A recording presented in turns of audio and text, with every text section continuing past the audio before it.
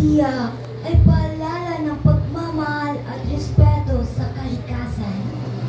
Mahal na mahal niya ang kagubatan, ang mga hayop, at ang mga tao sa mga layon sa paanan ng bundok. Kaya dapat natin alagaan ang bundok na nagbibigay sa atin ng kabuhayan at hindi dahil para sa Kanya, kundi para na rin sa ating kalikasan at ating kapwa kababayan.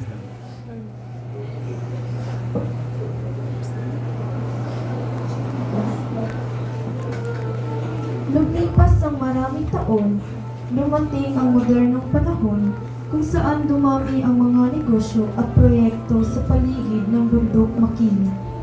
Ngunit habang tumatagal, nagbago ang mga tao. Inaabuso na nila ang tinitirahan ni Maria Makini. Mia, napapansin mo ba? Kumukunti ang mga puno sa bundok Makini dahil sa pagbabago ng mga panahon.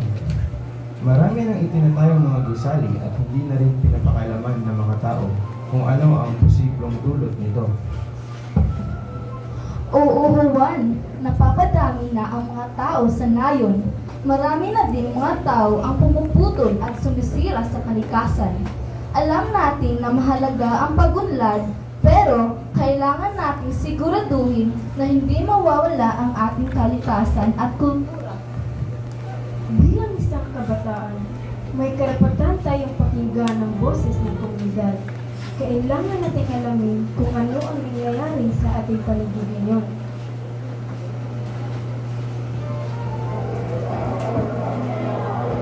Makinig ang lahat dahil may inaanunsyo ako sa inyo. May plano akong magtayo ng malaking negosyo malapit sa bundok. Makakatulong ito sa trabaho at ekonomiya. Naintindihan namin ang layunin mo, Carlo. Pero hindi mo ba naiisip kung anong maging epekto nito sa ating kalikasan at kay Maria Makini? Sa totoo lang, hindi ako naniniwala sa mga lumang kwento tungkol kay Maria Makini. Bakit? Siya ba ay totoo? Para sa akin, negosyo ang nagdadala ng pagbabago at kayamanan sa atin. Hindi namin sinasabing mali ang pagunlad.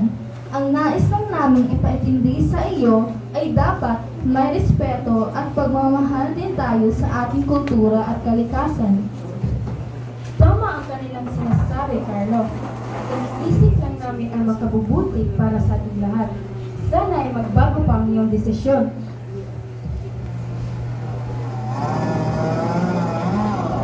Tama na! Nasasaktan na aming kapaligiran. Unti-unti na nauubos ang nabawasan ang puno at naapektuhan na aming pamumuhay. Hindi ba kayo naawa sa amin? Ang bundok na ito ay hindi lugar ng pagpapaunlad at pagpapayaman. Ito ay bahagi ng aming kasaysayan at kabuhayan. Hindi ko naman gustong saktan kayo at sirain ang kagubatan nito. Ang gusto ko lamang ay makatulong sa pamagitan na ipapatayo kong negosyo. Naiintindihan namin yun. Pero sana ay pakinggan nyo rin ang amin. Hindi lamang ito para sa iyo, para ito sa ating lahat. Nagkaroon sila ng hindi pagkakaunawaan dahil magkaiba ang pananaw nila tungkol sa pag-unlad at pangangalaga sa kultura. Magbabalik ang kwento ni Maria Makini. Guys, ano ang pack ng maraming pandesal? Ano? Idi, siswag. Unipack sardines, pakapak sa sarap, pakapak sa saya. Guys, ano ang pack ang mataas na malon? Ano? Idi, tipaklong. Unipack sardines, pakapak sa sarap, pakapak sa saya. Guys, ano ang pack ang kailangan gawin? Ano? Idi, pakyan na. Unipack sardines, pakapak sa sarap, pakapak sa saya. Unipack, sarap na pakpak. Ang pagbabalik sa kwento ni Maria Makini.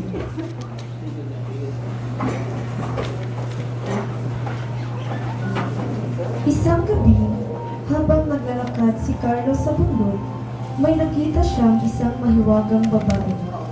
Hindi niya alam na si Maria Makili na pala ang kanyang nakita. Carlo, hindi mo ba alam ang halaga ng lugar nito? Bakit mo nabuso at sinisira ang tahanan ko? Sino ka? Bakit ka nandito? Isa ka ba sa mga kwento ng mga tatanda? Ako si Maria Makili. Hindi mo ba ako nakikilala? Ako ang tagapangalaga ng bundok na ito. Ito ang aking tahanan. Akala ko alamat ng tungkol sa iyo. Totoo pala ang kwento tungkol sa iyo? Ang alamat ay hindi lamang kwento. Ito ay naglaman ng karanasan, kultura at aral natin mula ngayon. Hindi mo palubos na nawalaan ang tungkol sa kalikasan. Hindi lang ang mga tao ang naapektuhan, pati na rin ako. Ngayon, naunawaan ko na ang halaga ng bundok na ito.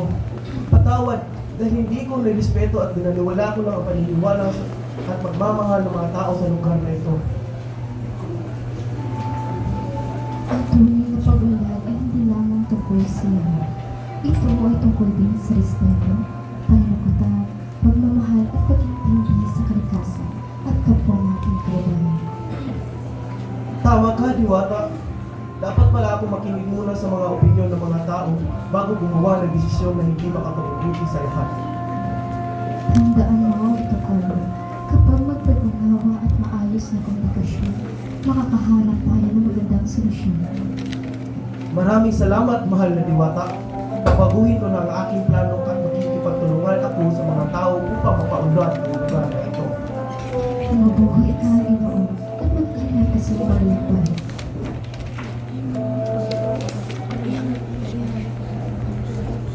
Naging tahimik ang gubat at doon lamang napagtanto ni Carlo na mahalaga si Maria Makili at ang bundok na kanya patatayuan sana ng negosyo. Nang makabalik si Carlo sa komunidad, siya ay humingi ng paumanhin at nangangakong hindi na ipagpatuloy ang kanyang proyekto at makikipagtulungan na siya sa mga tao. Aking mahal na kababayan, ako ay humihingi ng paumanhin sa hindi ko pakikinig noon sa inyong opinyon. Handa akong baguhin ang aking proyekto para sa ikabubuti ng lahat at para sa minamahal niyong lugar. Salamat, Carlo. Ang mahalaga ay natuto tayong umunawa at pakikinig sa opinyon ng ibang tao. Maaari tayong gumawa ng negosyo na makatulong sa tao habang pinoprotektahan at iningatan ang ating kalikasan. Tama, mas magiging maganda, payapa at malinis ang ating lugar kung tayo ay magtutulungan. Mula noon, nagsimulang magtulungan ang mga tao upang mapanatili ang kagandahan ng bundok Makili. Ang maliit na hakbang ng bawat isa ay malaking tulong kay Maria Makili at sa ating minamahal na kalikasan. Masaya akong makitang pinapahalagan muli ng mga tao ang ating lugar. Tayo ay natutong magunawaan at magtulungan sa bawat sitwasyon. Ngayon, natutunan ko na ang tunay na tagumpay at ang paggawa ng mabuti para sa lahat.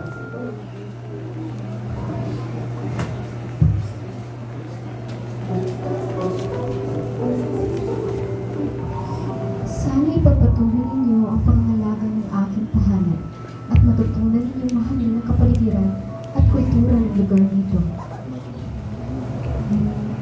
Hindi namin kakalimutan ang aral na inyong ibinahagi at patuloy namin itong dadalhin at ipagpatuloy. Ang mga alamat ay mananatiling buhay kapag isinasabuhay natin ang kanilang aral. Patuloy nating intindihin at protektahan ang ating kalikasan. Magbabalik ang kwento ni Maria Makili. Mga ka-Team Raisa, ito ang kwentong lamig ni Buya Bunda. Matagal kong iniinda. Ang sakit, ng liit, balikat at likod ko. Hirap kumilos, paglamig ito. Buti na panood ko yung Lola Remedios. Sarap, randam ko yung agos sa katawan at ginhawa. Nakakapag-rugby na ako ng maayos. Sakit ng katawan, dulot ng lamig, Lola Remedios na yan. Tag 10 pesos is RP na lang. Malagang pala lang, Lola Remedios ay hindi gamot pero pwedeng gamitin panggamot sa anumang uri ng lamig. Lola Remedios, pang rugby ng maayos.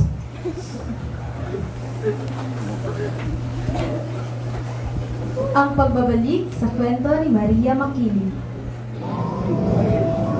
Ang alamat ni Maria Makili ay hindi lamang kwento ng isang diwata. Ito ay paalala na ang pag-unlad ay dapat may kasamang respeto, pag-unawa at pagmamahal sa kalikasan. Habang may taong nagmamalasakit, mananatiling buhay ang diwa ng Makili. Ang kalikasan ay ating tahanan. Tungkulin natin protektahan at alagaan ito tungo sa magandang kinabukasan ng mga kapwa nating tao.